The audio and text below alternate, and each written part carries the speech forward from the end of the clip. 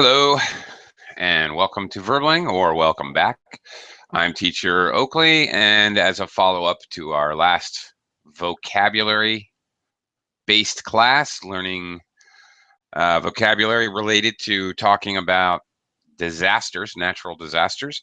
In this class, we will have basically an open-ended conversation or discussion about disasters. Maybe we'll work on a little description, maybe some opinion, what have you. As usual in a discussion class, I will do my best to give you any feedback regarding any problems with pronunciation or vocabulary usage or grammatical construction. Okay, welcome back, Heidi. Hello, nice to see you again. Trump won. It's a little disaster. A natural disaster. Actually, Heidi, I would classify this as an unnatural disaster. Very unnatural, like almost otherworldly. Yeah, I don't even know what to say, Heidi. I really don't. Wow. Okay. Anyway, yeah. Yeah, things are getting extreme in American politics. Things are getting extreme. The world is getting extreme, Heidi. Politically, socially, religiously, and naturally, which is my segue back to disasters. Okay.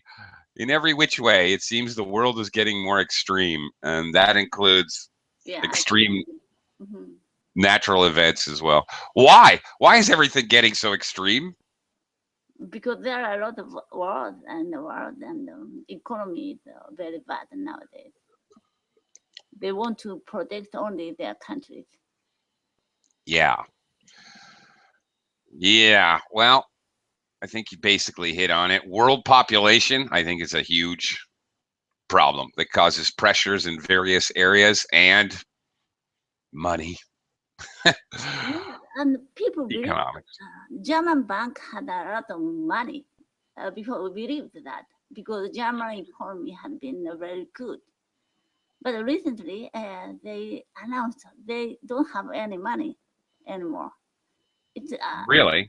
Yeah, German bank is about to go bankrupt. Really? I haven't seen this or read anything about this. Really? Frightening. Yeah. Well, that's not a good sign. That's not a good sign at all. Yeah, and then China, I mean, really, there's a bomb waiting to go off, to use an idiom, it seems like to me. Yeah. In the EU countries, almost all countries are very bad, right?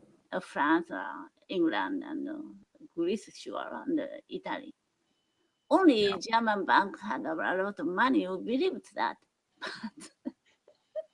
Yeah, I don't know. I'm going to have to do some research. I don't really know anything about that. Okay. All right. Anyway, our topic is disasters and natural disasters, and well, maybe we can talk about man-made disasters, since that seems to be where we're headed. Last class we looked a lot at natural disasters. What, Heidi, what can you classify as man-made disasters? Oh, man-made disasters. For example, the bridge broke and people died, or a building crashed suddenly. No earthquake or typhoon. Yeah. Okay. Speaking of that, last class we touched on the recent earthquake in Taiwan. Did you see that big building? Yeah. Crashed down. Only one building crashed, but the other building intact, like. Right. Well, I read a follow-up report, and they actually showed photographs. The inside of the walls of the building were made with empty paint cans. Yeah. What?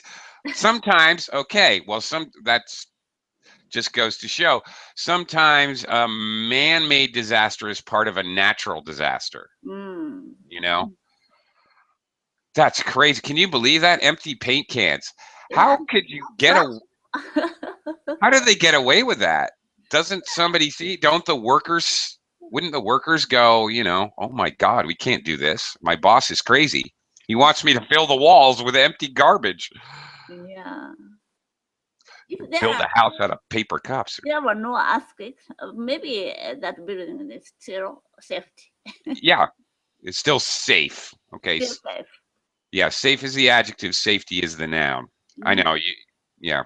Anyway, usually it works the other way in English. Usually the noun is the shorter root word or base word, and then we add to it to create an adjective. This is a confusing word because it's the opposite. It doesn't work like most of English. So the short word safe is the adjective and safety is the noun. Yeah.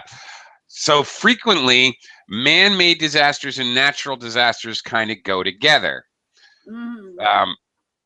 Yeah, I mean, look at fracking. You know what fracking is? Fracking. We've talked about it before. The shale. The shale drilling that they do for oil. Yeah. Yeah, where they're basically going very sideways, drilling for oil, very shallow. And they inject. Do you know how this process works? For shale oil? Yeah. Yes. At first, they dig the hole vertically, and from that point, they need to dig the hole and horizontally. Then they crack the rocks and pour the water, high pressure water. Yeah. Then they get the oil. Right. So that cost is very high.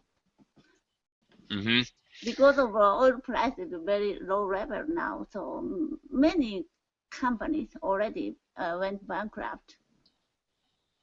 That's right, particularly in the United States. Yes. In Canada. Absolutely, everything you said. Yes, exactly. I couldn't really explain it any better.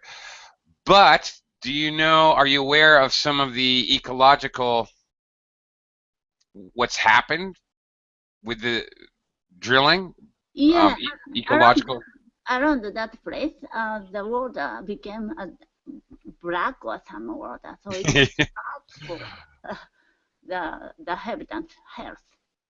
Yes, the water that they use, which by the way, no one will ever tell you what exactly the high pressure water they're shooting down in there. It's not just water. First of all, they need to use a lot of the natural reservoirs of water. It takes a lot of water, so they're using up a lot of natural resource. Then they do something. They put chemicals or something in it and inject it back into the earth. So basically, they take good, fresh drinking water and they poison it and shoot it back into the ground, which seems to me, just on the very basic, level, wow, that seems incredibly stupid.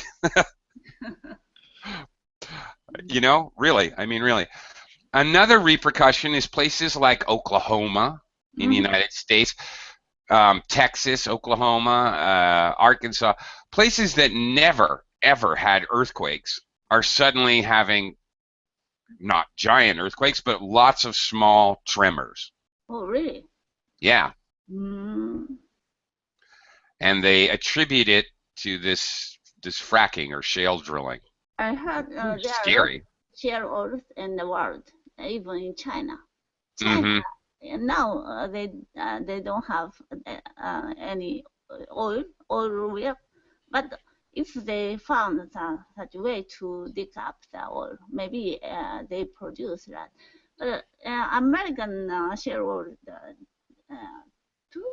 2,000 meters of deep from the ground, but Chinese shale oil contains 5,000 meters deep, much deeper than America, so it's difficult.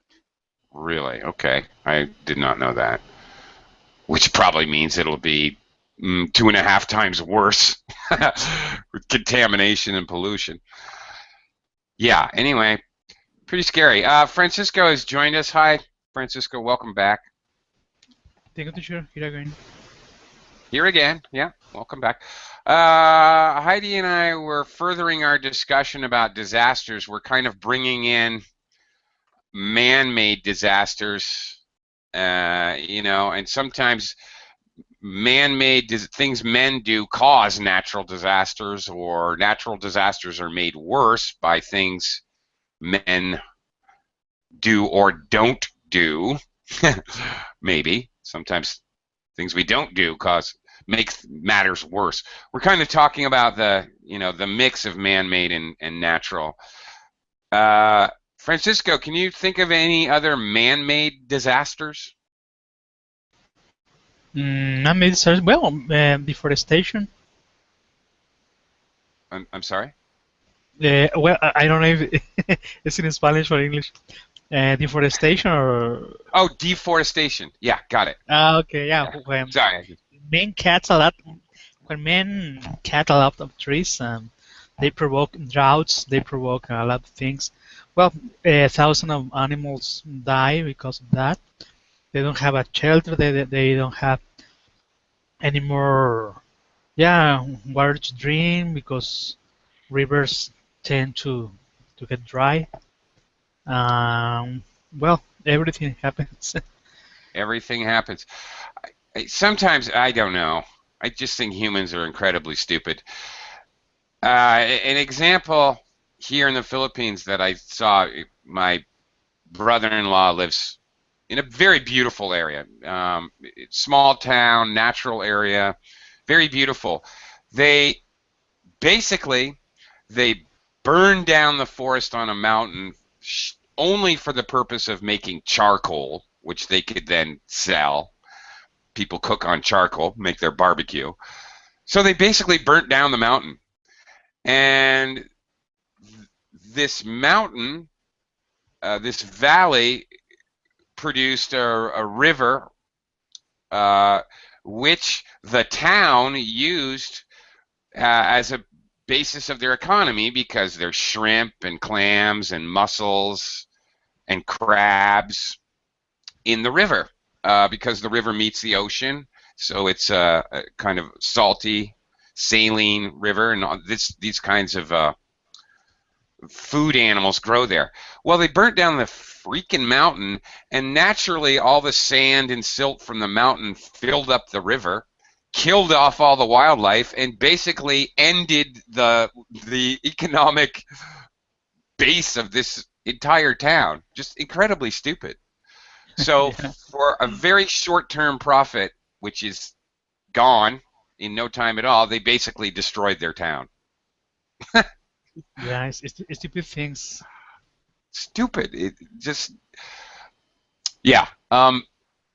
Not long-term thinking. Just thinking about immediate profits. It's a big problem.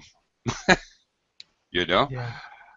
Yeah. So I've seen a very, very specific instance of this, and I've seen what happened, and it's really just blows me away that people are so short-sighted is the word.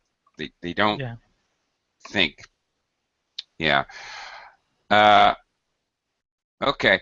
Another one. I don't know if you guys saw this in the news, but Flint, Michigan, incredibly stupidly.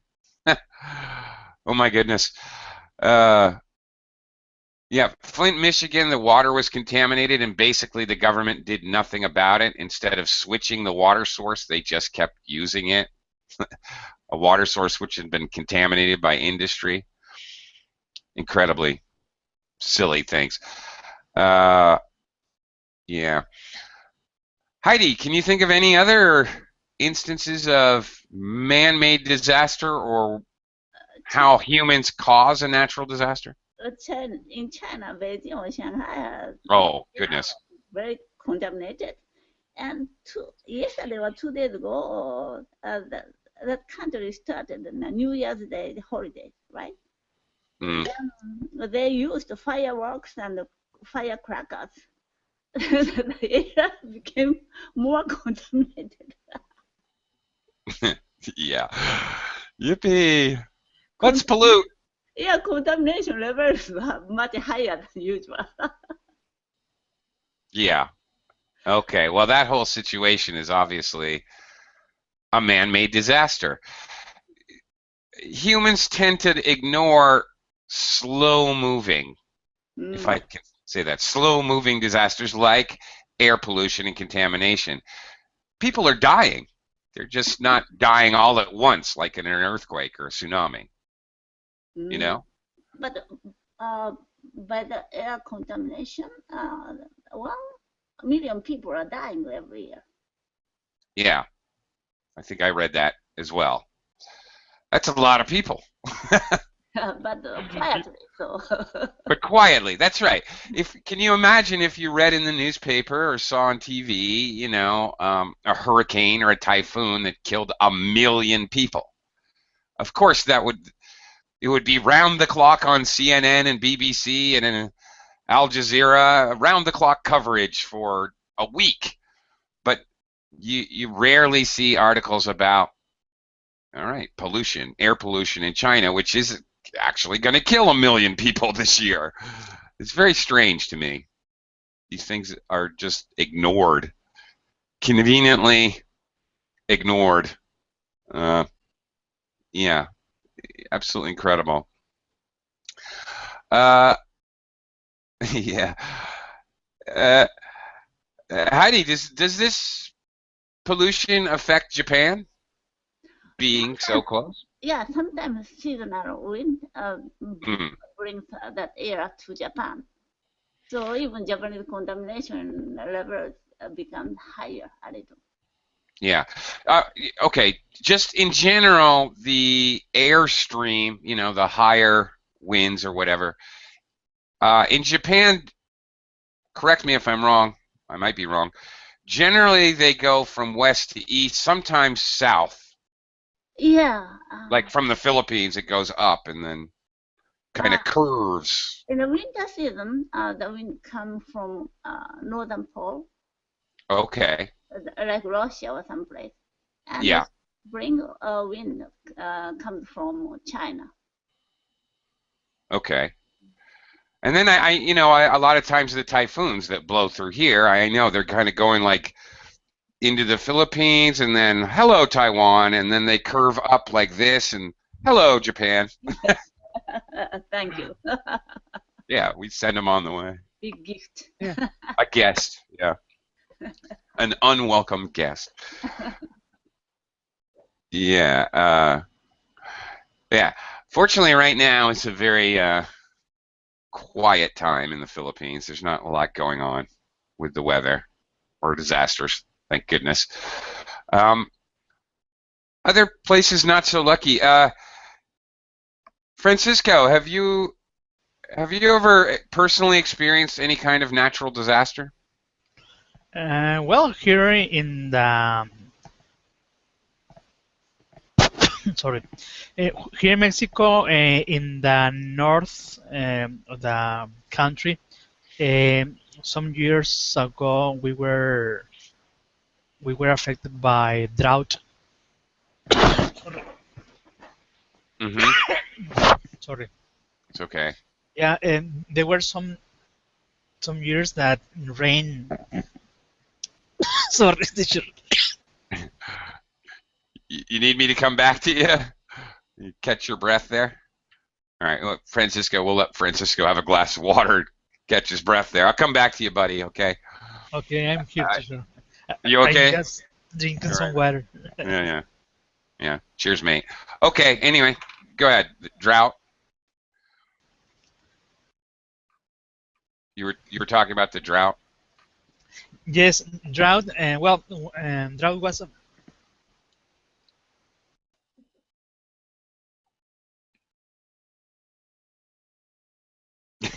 Okay. All right, we'll come back to you. Oh my goodness. I hope he's okay. All right. Heidi, how about you? Have you personally experienced any kind of natural disaster? Personal natural disaster, not man-made. Well, either one, actually. I've never experienced some disaster anyway. But yesterday, 2 days ago, it happened in the German train crash. Do you know? Oh my goodness, yeah, horrible. Yeah. I don't understand that one. They uh, head-on collision. Yes. What? Yeah. How did I don't know. I don't get it. There's technology to prevent that, common sense even. Yeah.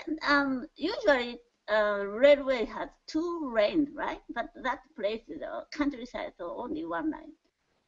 So they need to check there will be another train or something in the very close the station. They need to wait for that. But maybe something happened on the machine. I'm not sure. Yeah, I mean, I know because of in America, there's a lot of places. America's so big. There's a lot of places where there's not 2 rails. I know what you mean. I mean, if you're going to go from Long Island to New York City, yeah, there's 2 rails. It's a short distance, and a lot of people travel that route. So yes, but if you're going across Nevada or something, there's generally 1 rail. So there's a lot of places where there's only one. But I know that there are technologies where automatically it's all automatic. The system just stops the train. The train just shuts down if they're both on the same track. Yeah, but maybe automated. the system didn't work in only that time, I think. I'm not sure about that. It happened in Japan many years ago, the same case. Yeah, they're trying to figure it out. And you know what I think sometimes? What I worry about is these kinds of systems that are safety systems. What if somebody figures out how to hack these automated, computerized systems? Can you imagine? Yeah. Even just consider like traffic lights in the city. Everybody turns all the traffic lights to green. Yeah. What a disaster. But for example, Prime Minister goes to other place, they change all traffic light green. Right, so it obviously can be done. We know that, right? Obviously, it's part of the system. So a hacker, could really cause all kind of chaos and havoc. Oh, there's 2 good and useful vocabulary words for you. Chaos. Some conflict happened on the between North Korea and the South Korea. So North Korean Kim Jong-il got angry. They hacked South Korea. Then in Seoul, all traffic lights stopped, and the banks. Do you remember that? Yeah, right. I forgot about that. All right, craziness. Well, there you go. So I guess it has happened. It does happen. It probably will happen again. Right, I forgot about that. I see that little Kimmy has killed another one of his staff. Yeah. I just saw that briefly this morning. Not a job I would want, working on the personal staff of Kim Jong-un. Yeah. Kim Jong-il. He's alone now. Yeah, he's alone. Yeah. What the heck? Crazy. Yeah, all right. Francisco, are you well? Yes, teacher, sorry, I was eating some peanuts. Oh, my goodness. Okay. It's a natural disaster. It's a natural disaster of a very personal nature. Okay. Here's an English phrase that you can use, a colloquial expression. It went down the wrong pipe. Right.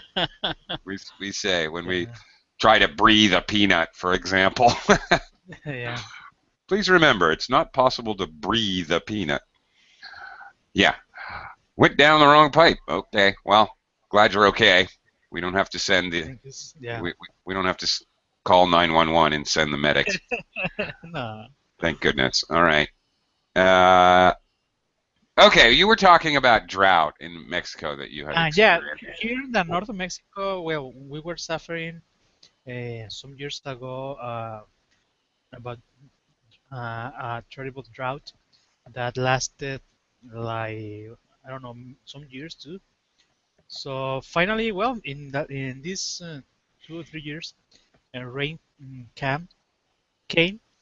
Hmm. So fortunately, yeah, these 2 years we have a lot of rain. But in the The last opposite. years, yeah, it was terrible. Okay, what were the repercussions? What happened? Did crops die? Did farmers suffer? People have no money? What Yeah, happened? there are a lot of people who depends on agriculture. So some of them, yeah, bankrupt. They sold their lands. They moved to the cities because some of them dams were dry, so Mm, they had to sell their lands or move to another activity. So it was hmm. a collapse. Okay, I think you've hit on a very key point, especially with in regards to our conversation about how man relates to natural disasters. I think you hit on a very key point. Okay, as there are more natural disasters, climate changes, droughts and floods, etc., what happens? People that depend on the land, the animals and plants, can't make a living and they all move to the city. Yes. So Ah!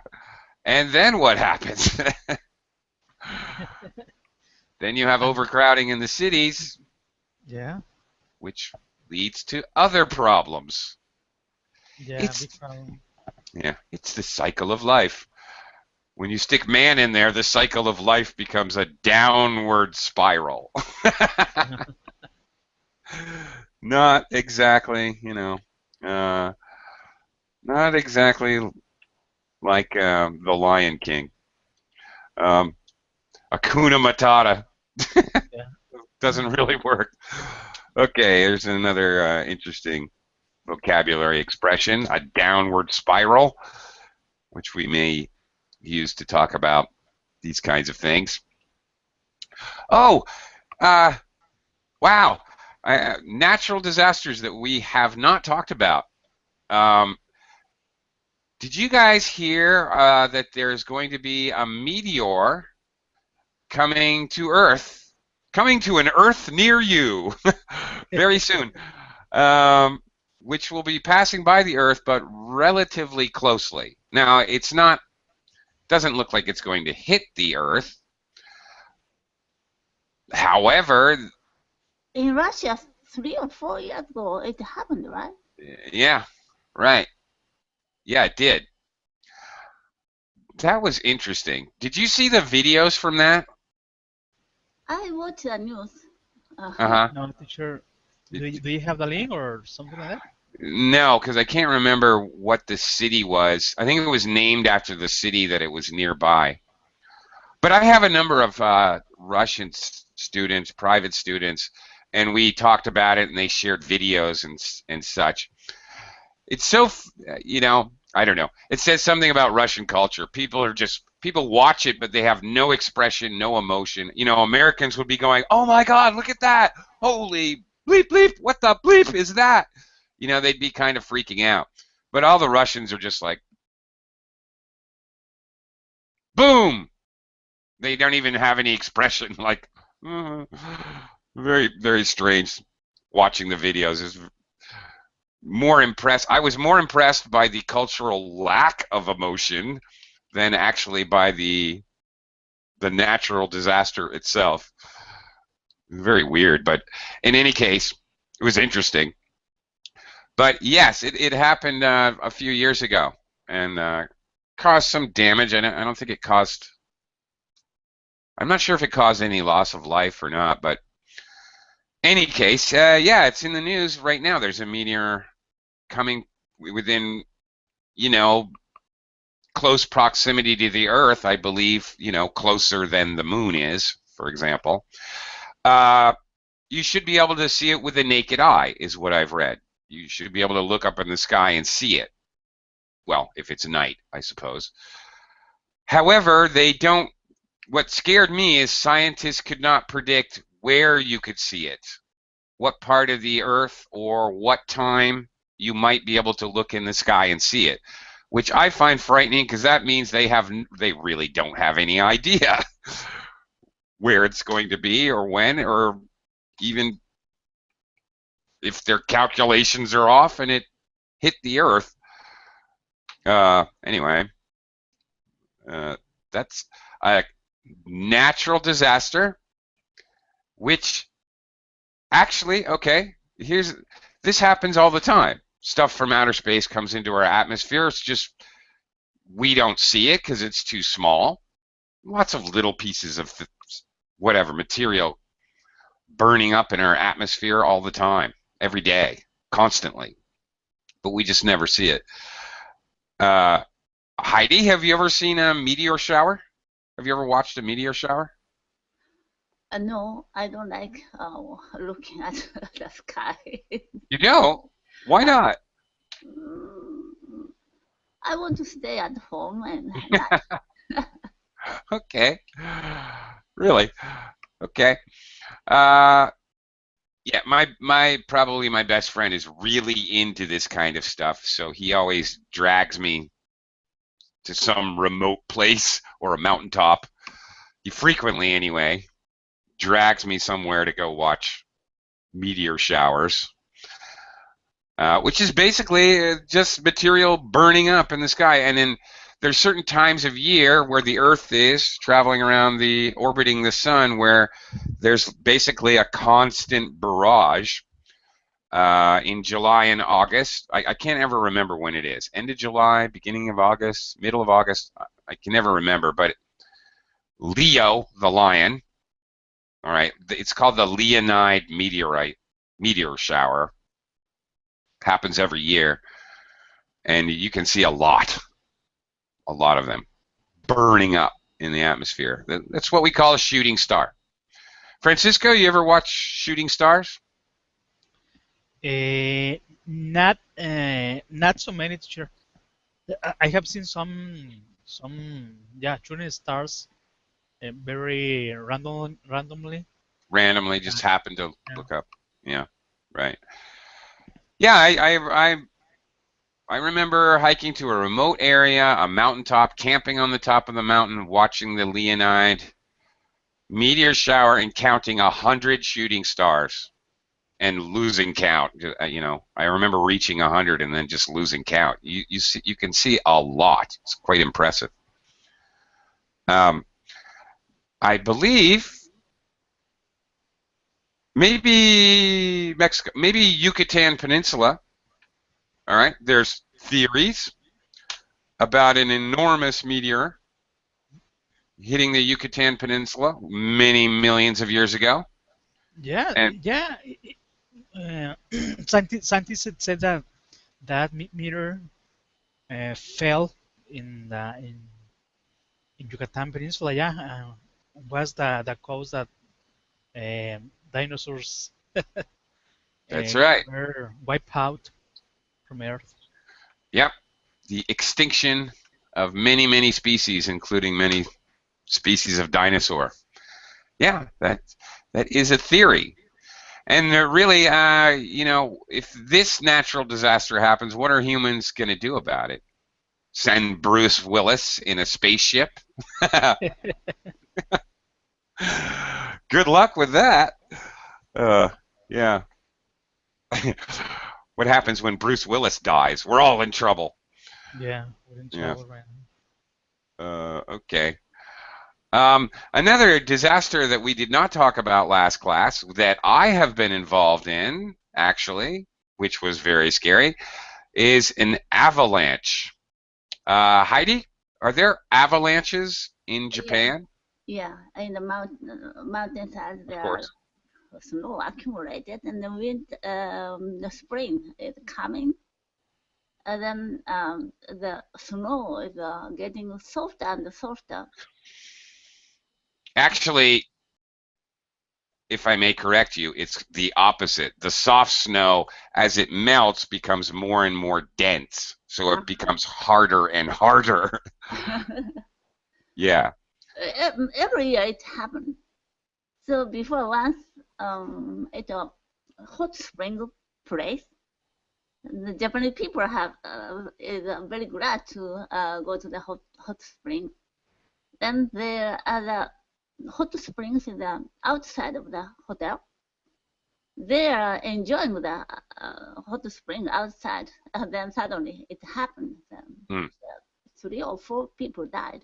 Oh, goodness. Yeah, that's scary.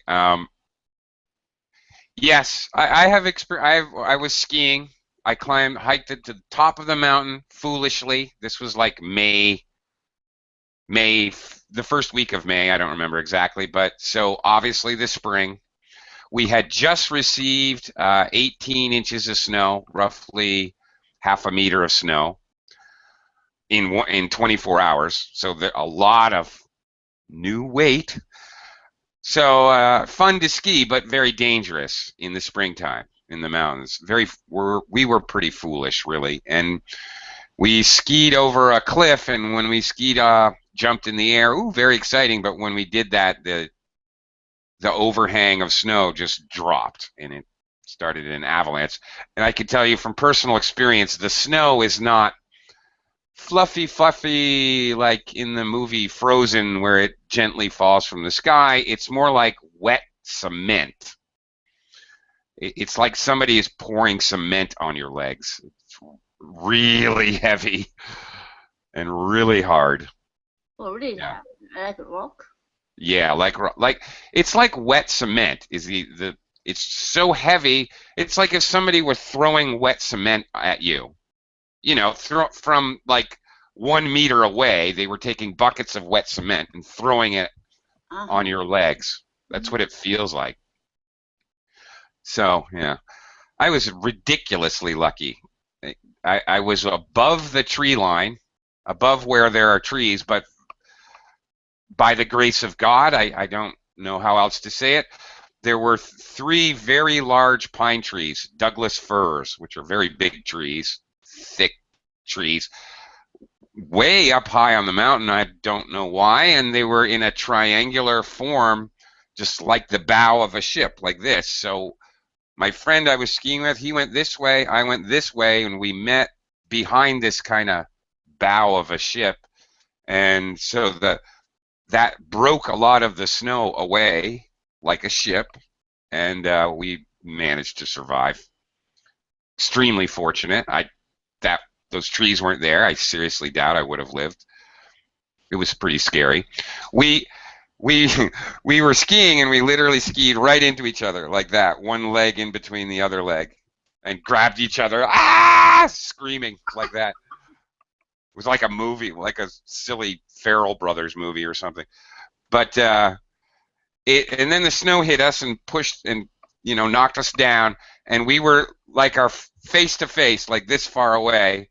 Just one arm, each of us had one arm around the other and face to face looking at each other. Everything else was buried. Maybe like making snowman. At first it was a small movement on the top of the mountain. It became bigger and bigger, right? Yeah, when you see the ball moving down, and the snowball gets bigger and bigger. It is like that. It accumulates more and more, so it gets stronger. It gets faster and faster. Interesting, when I was watching a show on natural disasters, like last weekend, the fastest moving water on Earth is probably not what you would think. You would think maybe like a waterfall or a hurricane or something. The fastest moving water on Earth is actually an avalanche, because like exactly what you said, you reminded me, because it forms like round balls. It and the centrifugal force with the downward slope makes it go faster and faster and faster.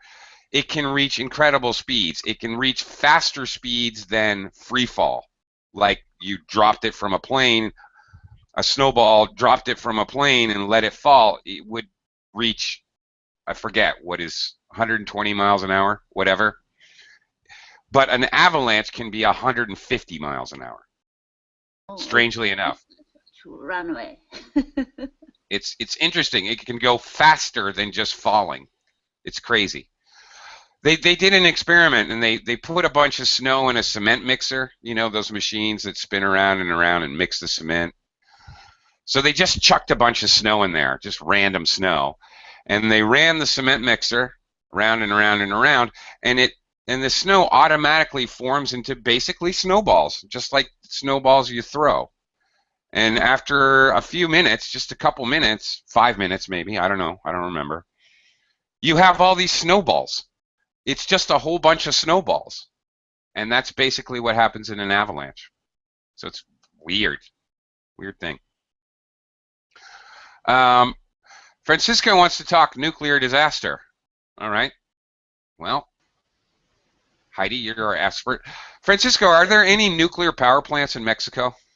Yes, in Mexico there are two nuclear power plants, but is that they right? are used mostly for electric production, electricity production.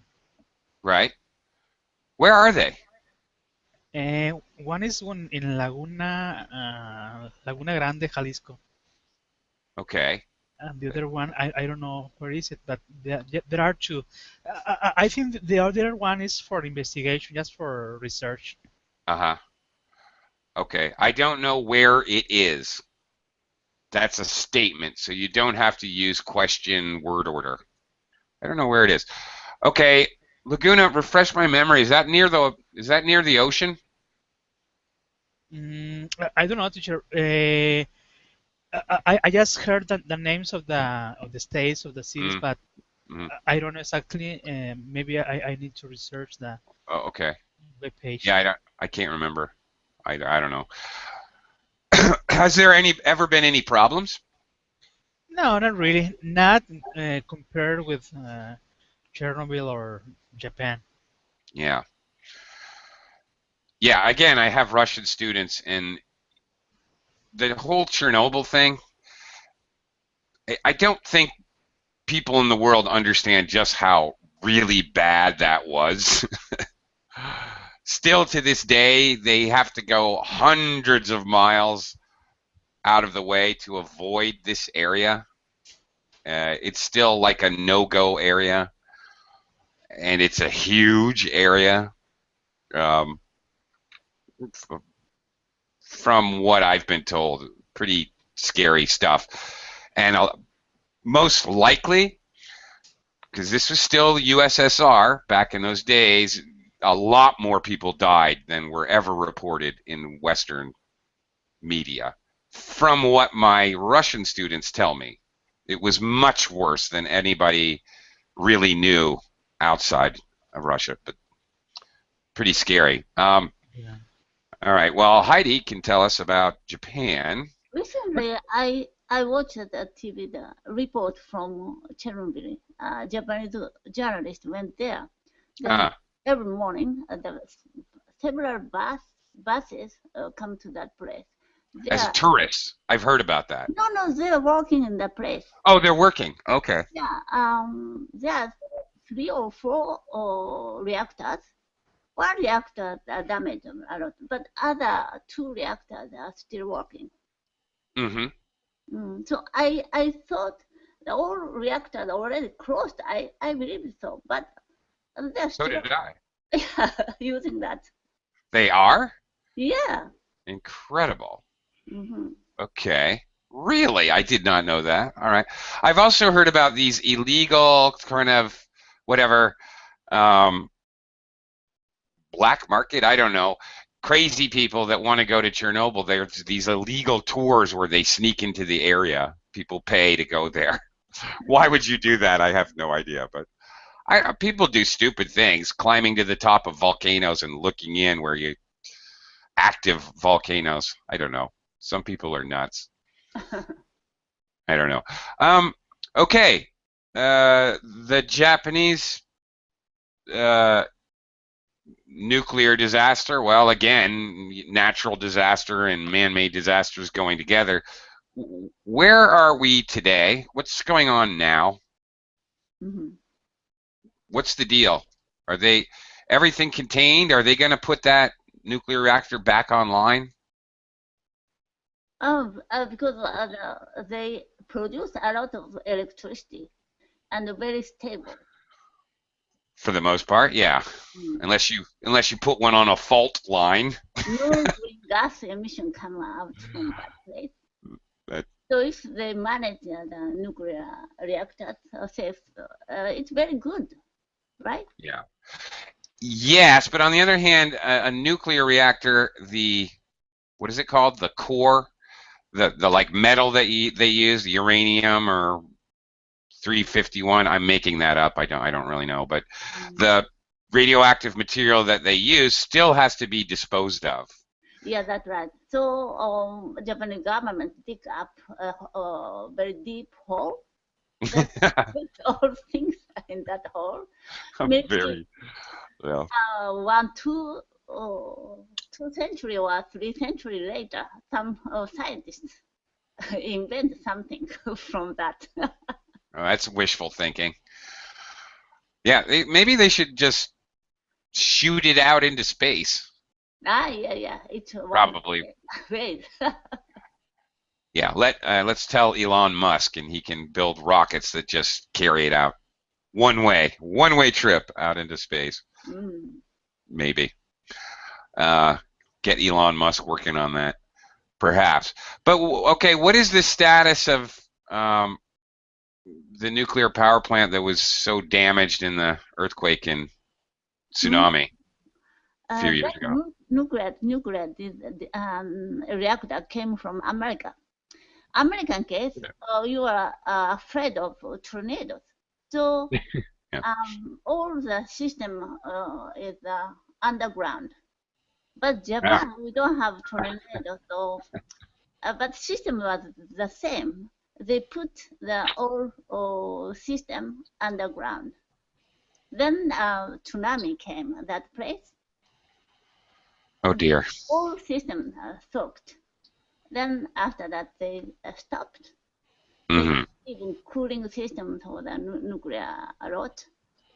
Then nuclear rot became hotter and hotter. They warm up the water. Water became steam, and it's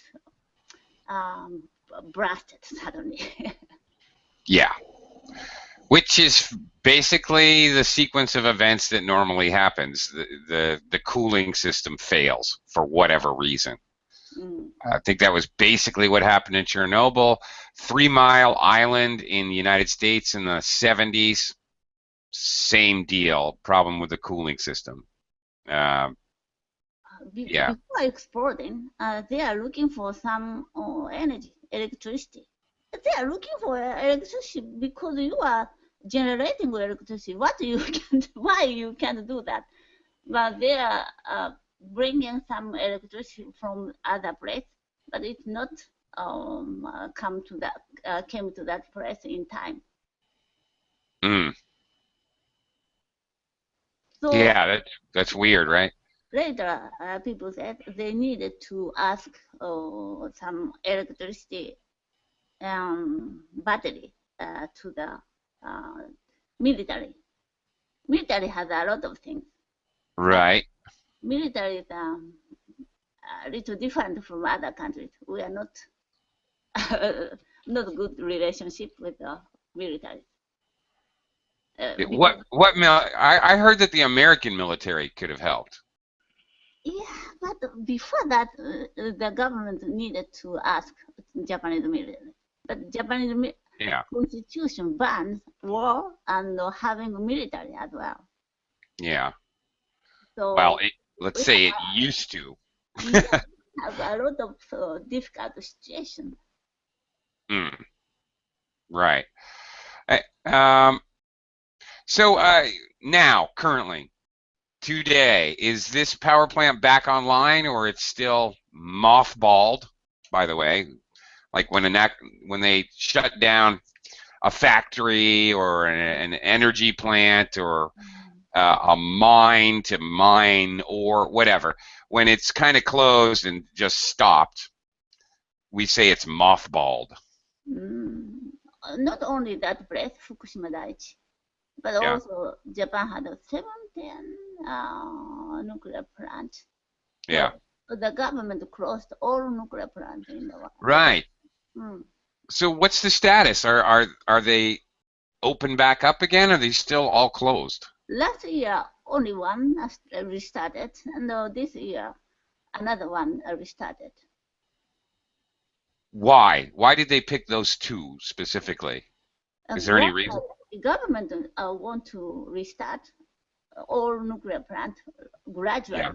But there are a lot of people opposite opinion, opposite opinion. There are a lot of demonstrations. Yeah, okay. So they think the government thinks if they sneak in on tiptoe that nobody will notice and they can slowly open them? They already announced we will restart the nuclear. Okay. Shh. Okay. Let's start this one. Shh. Yeah, okay. Oh, silly. All right. Yes, okay. A horrible thing. Nuclear disasters. All right. Here's another one for you out of the blue. Have you guys ever seen an oil spill? Francisco, has Mexico had any oil spills? Yes, Mexico has had some oil spills. Fortunately, they were small compared with other countries. So yeah, there have been some oil spill. Unfortunately, they have killed lots of animals, fish, birds. Mm-hmm. Yeah. Generally, oil spills we don't really kill people. However, they have a very big effect on the environment. Yeah. I have never personally seen an oil spill, but I can. Again, here in the Philippines, an area where they were mining. What's it called?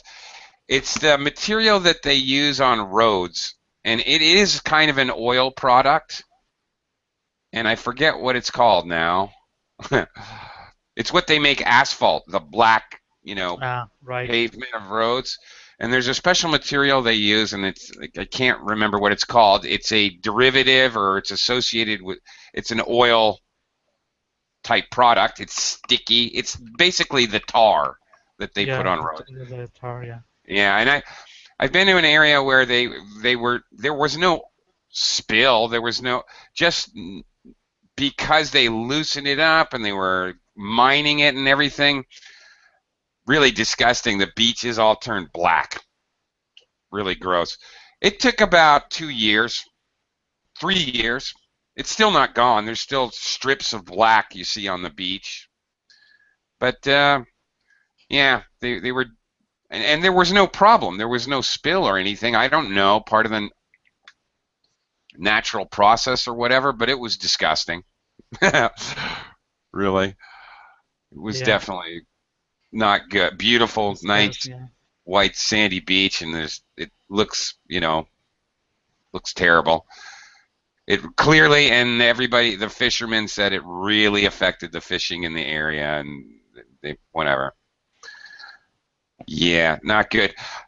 Heidi, has Japan ever experienced oil spills? Have you had any there? I don't remember. Oil wells, but oil spill, not oil well, oil spill. Yeah. So never oil spill, but tanker. When they are bringing oil from Middle East, sometimes it's crashed, very rare time, but the oil comes to the beach. Then many volunteers go to that place to clean up. Yeah, well, that's it. That's an oil spill. That's exactly oil spills into the ocean or into water. Usually it's the ocean, of course, because that's how oil gets transported. Yeah. There's been a couple of really huge ones. The BP, British Petroleum oil spill in the Gulf of Mexico. Yeah, exactly. Some years back, the enormous one in the Pacific off of Alaska or really Canada, whatever. There was a huge one. The CEO was enjoying playing golf. What's that? Sorry? While that the oil gushing out from in the Mexican Sea, Mexican, not the Mexican Sea, what's it? Gulf of Mexico. Yeah. Mm-hmm. The BP, CEO of BP was playing golf. Yeah, great. You remember that? Well, no, but I'm not surprised. Yeah, whatever. I remember, okay, man-made disasters when 9/11 happened. I remember George Bush was reading about a story to children about the little goat or Billy Goat's Gruff or some stupid children's story. And they told him about the disaster and he just sat there reading the stupid children's story for another 20 minutes or half an hour before he could actually go deal with it. Whatever. So he's got more important things to do. There's golf to play. There's children's stories to read. So, yeah, I'm not exactly shocked.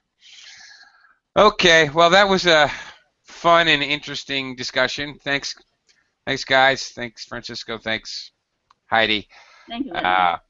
All right, thank you. My time is up, but I'll be back in a couple minutes. Mm-hmm.